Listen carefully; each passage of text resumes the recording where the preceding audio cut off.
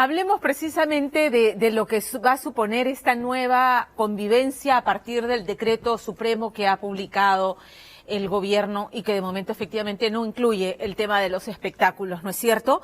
Que ha sido publicado en medio de lo que Ciro Maguiña, el doctor Ciro Maguiña del Colegio Médico del Perú, ha calificado como una cuarentena chicha, porque la realidad que vemos a diario en las calles de Lima es esa, ¿no? La de la vuelta de los ambulantes, la de la vuelta de las combis atestadas de gente, y en la última semana ya los famosos agachaditos, que son estos puestos de preparación y de servir comida de modo ambulante en las calles. Los agachaditos se les conoce, ¿no es cierto? Entonces, ahí se combina lo que es la necesidad con la viveza criolla y conviven como siempre. Entonces, más que hablar de nueva normalidad, yo creo que en Lima habría que hablar de que de facto ha vuelto a su realidad chicha.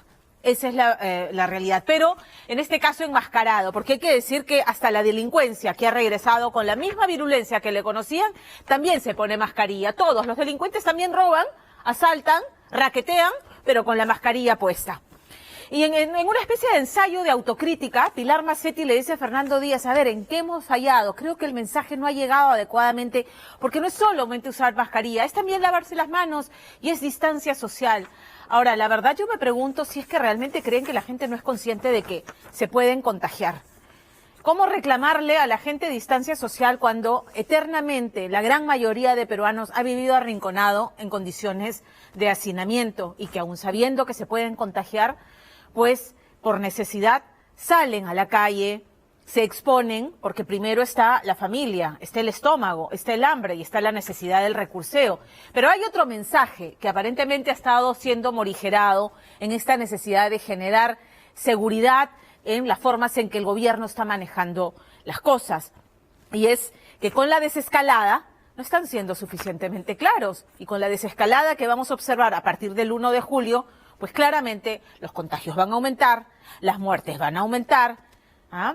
Lo que no ha colapsado, colapsará, y el temor latente es una segunda ola de contagios. Y nos preguntamos si es que el sistema podrá soportarlo. Fernando Díaz tiene la nota.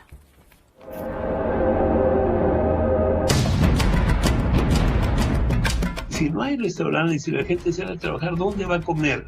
Entonces vamos a tener ahora los informales que te van a vender comida en la esquina. Señorito, chévere el rachi, pero se corrió. Volvió la cultura chicha. Sí, es la nueva normalidad, nadie sabe. Es una incertidumbre, pero gigantesca. Y eso lo vamos a diseñar nosotros mismos. No será necesario esperar hasta el próximo miércoles 1 de julio para ser testigos de que la tan ansiada nueva normalidad será una verdadera chanfaina, un combinado de 5 colores con todas las cremas. Maestro, cuando el hambre apremia, ¿qué importa ya?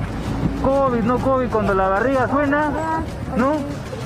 ¿Está bueno arroz con pollo o no? ¿Cómo está? Debe cuidarse, señor. Cambiar los hábitos no es sencillo. Para cambiar un hábito necesitas información que te mueve a tomar una conciencia para después tomar una acción. Y las acciones son para muchos un deporte de riesgo. Solo basta echar una mirada a los mercados, a los puentes y paraderos, a los parques más fresh de Miraflores o a las esquinas donde habita el rachi, el choncholí y la comida al paso, para entender que salir de esta pandemia nos costará más contagios y muertos. Yo creo que los siguientes 15 días, una vez levantado todo, nos van a dar una idea de qué es lo que va a suceder. Y ahí sí, la responsabilidad es compartida. Como Estado, tenemos que orientar a la ciudadanía del cuidado que hay que tener. Y como ciudadanía, creo que tenemos que empezar a creer que hay COVID. Mientras en otros países las sociedades más elevadas experimentan un antes y un después del COVID-19, en el Perú ya hemos vuelto como si nada a las viejas prácticas. Como si la parca y sus más de 9.000 muertos no fuera suficiente advertencia para dejar de embutirnos como sardinas en una combi, para no respetar la distancia, para comer en la calle con el coronavirus como toque del sabor. Por la situación económica, pero no hay de dónde comer. A veces estamos saliendo a vender todo. Nosotros en mi labor nos quedamos en la casa, pero la necesidad nos obliga a salir. A mí me hacen renegar cuando paso por una zona y veo 6 patas tomando chela con el mismo vaso y haciéndola de tzac y pasándose el vaso así. Está bueno, por último, si quieres ya está para chupar. Pero cambia de vaso, vaso descartable, cómprate 6 vasos, no te va a costar mucho tampoco. Tiempo, comprarte una caja de chela, te puedes comprar 6 vasos, pon de tu parte, pues también. Después de 107 días de cuarentena, somos un país que da tumbos. No todas las personas tomamos las medidas del caso. Creo que lo están tomando a juego y no es un juego porque ya cuántos familiares han perdido, cuántas familias, y creo que hasta que no les toque creo que no van a tomar las medidas del caso. El gobierno ejemplar, que fuera noticia mundial por ser uno de los primeros en cerrar fronteras y aplicar drásticas medidas para frenar la pandemia, ha pasado a ser ahora considerado por algunos analistas como de los peores casos de desborde viral. Como dice el viejo y conocido refrán, partida de caballos, parada de burros.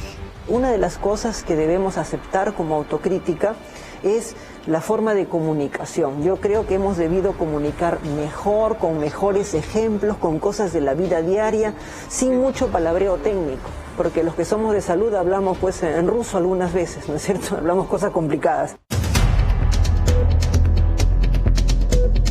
Y es que no tenemos la disciplina de los alemanes ni las pruebas moleculares de los coreanos. Somos el Perú, la tierra del Inca que el sol ilumina porque Dios lo manda, y donde cada quien hace lo que le viene en gana. A mí no me va a pasar nada, esto no es conmigo, esto no me va a pasar a mí, ¿no? Hasta que pasa, o le pasa a alguien cercano, recién ahí toman conciencia y se empiezan a cuidar. En más de 3 meses hemos visto de todo, desde una socialité como Maki Miro Quesada y su invernadero de frambuesas, hasta el comisario de Cantorrey y el juergón armado en pleno estado de emergencia.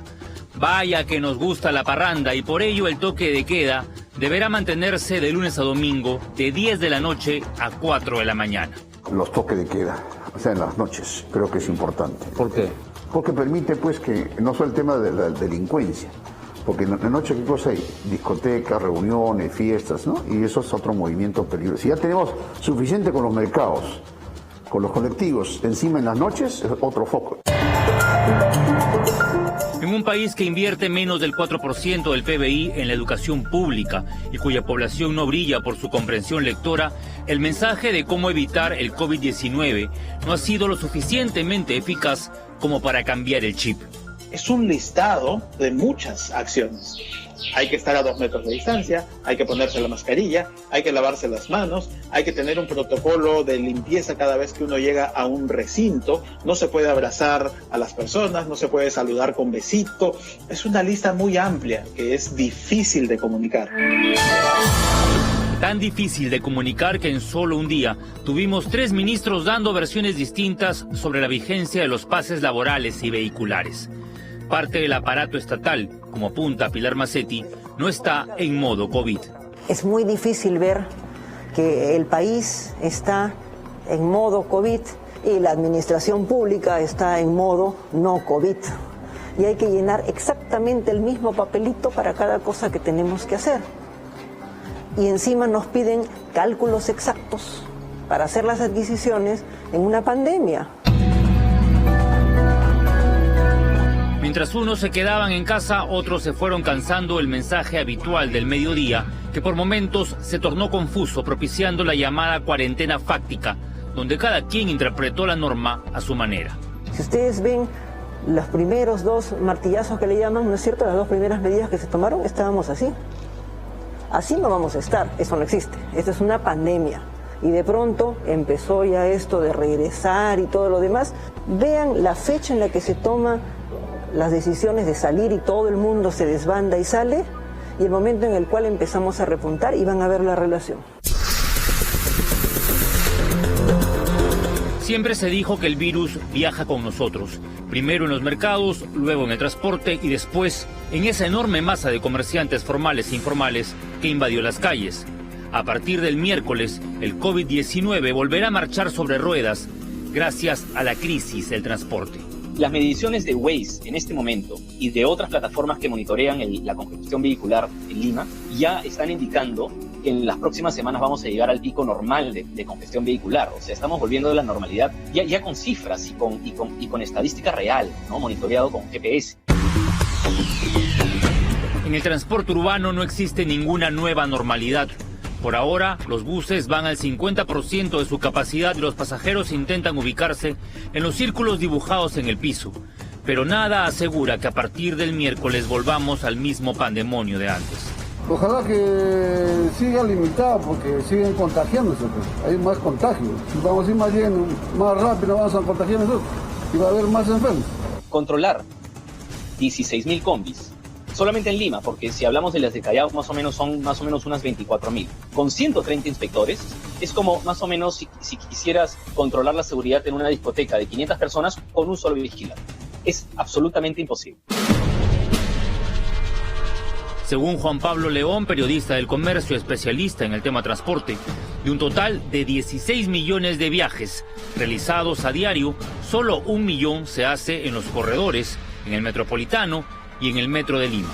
El 79% de los limeños se traslada en combis y cústers. El gremio solicita subsidio del gobierno ante un colapso inminente por la falta de ingresos. No subsidiar el transporte público efectivamente es, en este momento, dejar a muchas personas sin la opción de transportarse. En este momento. Me parece que no es que esté a favor, sino que no queda otra. No queda otra que cuidarse uno mismo. El golpe emocional que muchos han sufrido no se ve, pero se siente. Más de 2 millones de desempleados solo en Lima. El 30% son jóvenes. Conjugar el verbo reinventar no es tan sencillo cuando se vive un duelo. Esta incertidumbre terrible que estamos viviendo todos nos generan un miedo y estamos viviendo muchísimas pérdidas. Muchísimas. Estamos perdiendo, primero que la normalidad, todo lo que conocemos.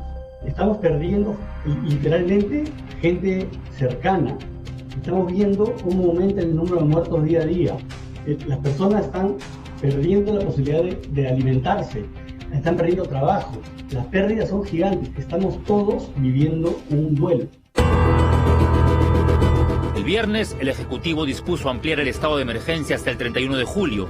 Entendamos que estado de emergencia no es lo mismo que cuarentena.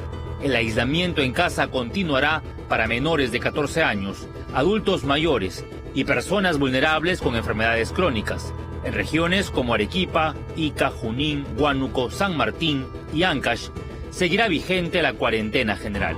Ya después de 100 días deberíamos tener un esquema organizacional que comunique muy bien. Cada vez que haya un cambio de rumbo, cada vez que haya un cambio de evidencia, que los hay, comunicarlo de la manera más clara y sencilla. Se nos vienen días de incertidumbre y mucho miedo al contagio ante el retorno del caos. Ese virus agresivo es todavía impredecible. El enemigo que sí conocemos en cambio y que ha vuelto con furia es aquel que arrebata, cogotea, trepa muros, roba casas y mata.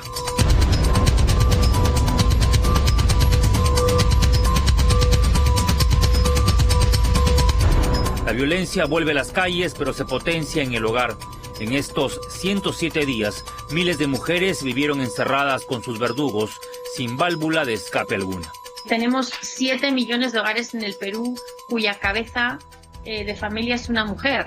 ¿Qué quiere decir? Que esa mujer que era la proveedora, además ahora ha tenido una carga adicional por estar encerrada. Entonces estamos hablando del peor escenario. Madre soltera o divorciada, como fuere, pero madre sola, a cargo de hijos, a la que de repente no le llegó un bono. 24 feminicidios durante la cuarentena, 516 violaciones y de ellas 350 cometidas contra menores de edad.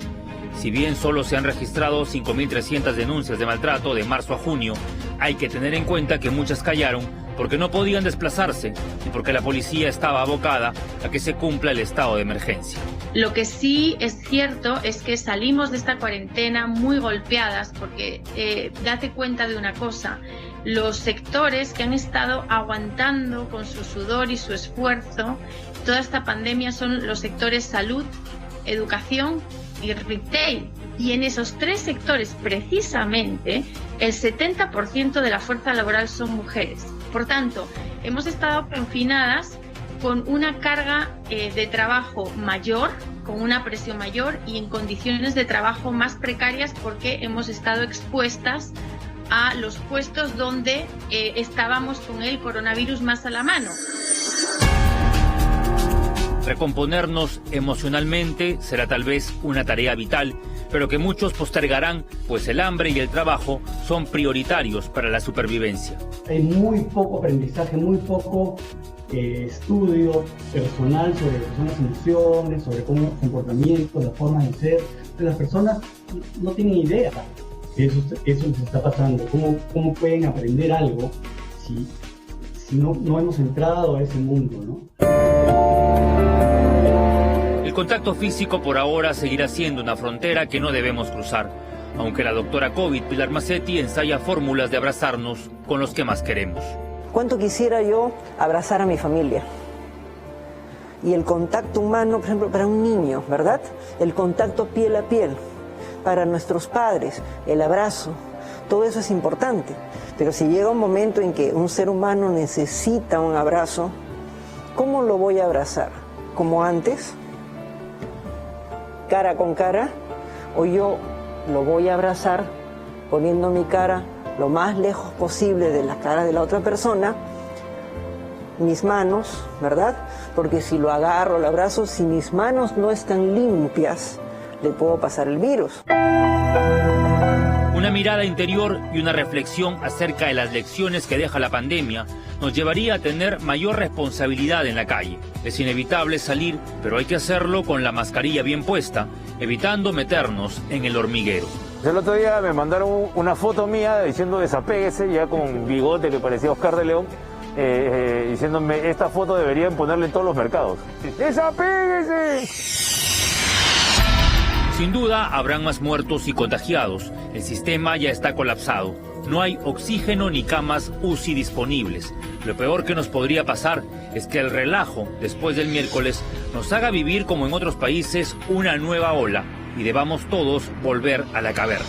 Si en estos meses estas medidas de contención personal no se hacen, vamos a tener una segunda ola y eso está en la cancha de la población, hay que decirlo. Y ver los combis, cómo se meten, la gente no tiene conciencia, pues la gente es chicha, como dicen, ¿no? Y no hay pretexto de que tengo que trabajar, ¿no? Trabaja, pero respeta, cuida. Sin vacuna a la vista, el coronavirus sigue dominando este planeta. Nos ha desnudado como humanidad y en el caso del Perú, restregado décadas de falta de previsión y mal manejo de recursos. Para colmo de males, la tierra tiembla y cada vez más cerca de nosotros. Como diría un viejo ministro de Economía, que Dios nos ayude.